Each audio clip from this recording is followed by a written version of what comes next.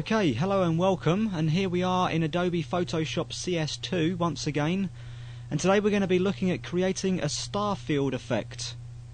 Now I've got two pictures up on the screen right now, and as you can see, the first one is a picture looking up at the Calgary Tower in Calgary, Canada, and you can see a nice blue sky in the background. This is going to be our starting point for creating our effect. Now if I close that image, you'll be able to see our finishing point. This is one I prepared earlier, so to say, and you can see it's the same picture but with a spectacular star-filled galaxy of a sky in the background of the tower.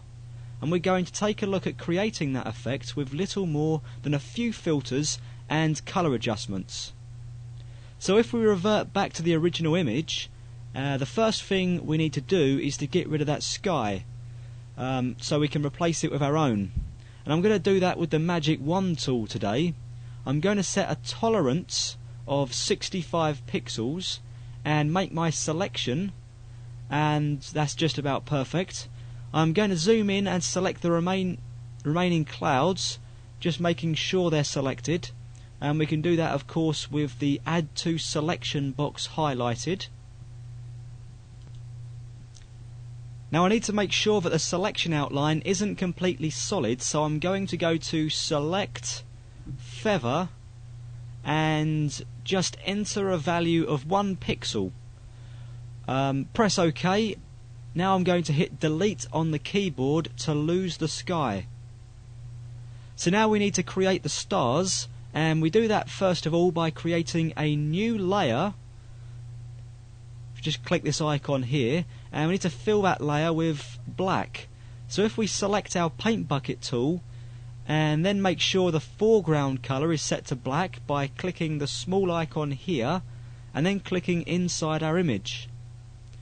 Now we need to make sure that our image is displayed at 100% on screen so we can see the details in the stars, and then go up to Filter, Noise, and the Add Noise command.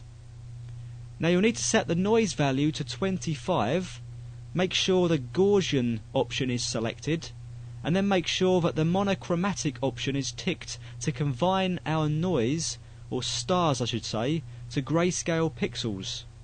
Click OK. Now we need to go back to Image, Adjustments, Brightness Contrast, and here we need to set the brightness value to -100 and the contrast level to, say, about 80.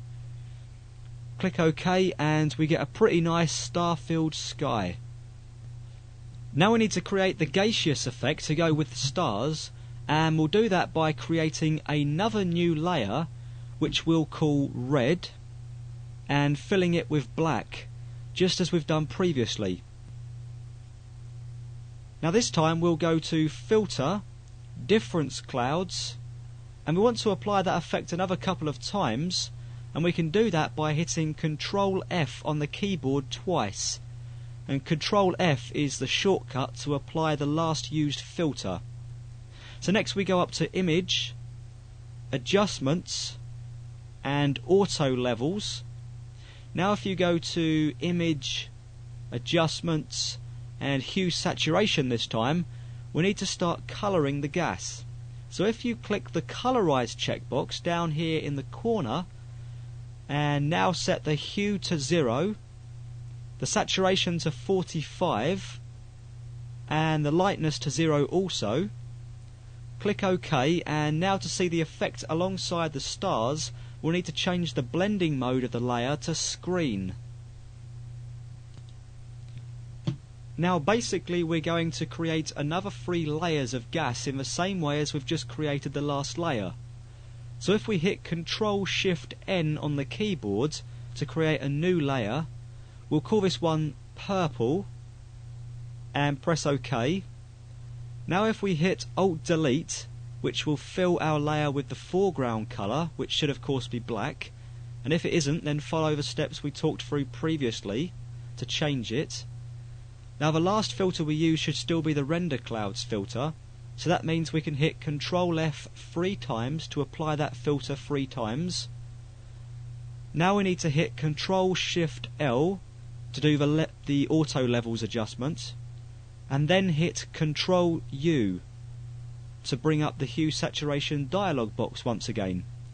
Click colorize as we did before, and this time we want a setting of 290 for hue, 23 for saturation, and -11 for lightness, and press OK.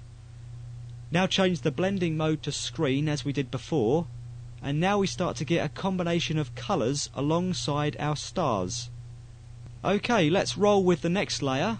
Control Shift N for a new layer. We'll call it green. Press enter. Hit Alt Delete to fill the background with black once again. Hit Control F 3 times for our difference clouds filter. Control Shift L for auto levels, and then Control U to bring up the hue saturation. We need to tick the colorize box. Set the hue this time to 112, the saturation to 44, and the lightness to -15. Click OK and change the blending mode once again to screen, and this time change the fill to about 40%. Cool. Now the last colour, hit Control Alt N and call the layer yellow. Hit Control Delete to fill with black. Control F 3 times to apply our filter.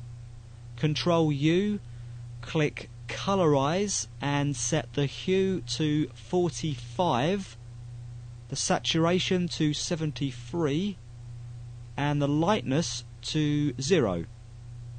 Press OK, change the blend mode to screen and the fill to about 40% once again. Now I'm going to go back to the original layer here and drag it to the top of the layers palette. Finally, with the active layer, the tower layer selected, I'm going to go to Image, Adjustments, and Brightness Contrast. And I'm going to lower the brightness of the tower to -60, say, and click OK. And that's going to give us a shot that looks like it's been taken after nightfall. And here we have our final image. The Calgary Tower with a spectacular star-filled galactic sky in the background. Now we can switch on or off some of them colours to give us different effects, like switching off the yellow and green layers might suit the photograph better. It's a matter of personal taste, I guess. The other thing you can do is to add a lens flare effect by going to Filter, Render, and Lens Flare, and you can play around with the different settings that are available in that dialog box.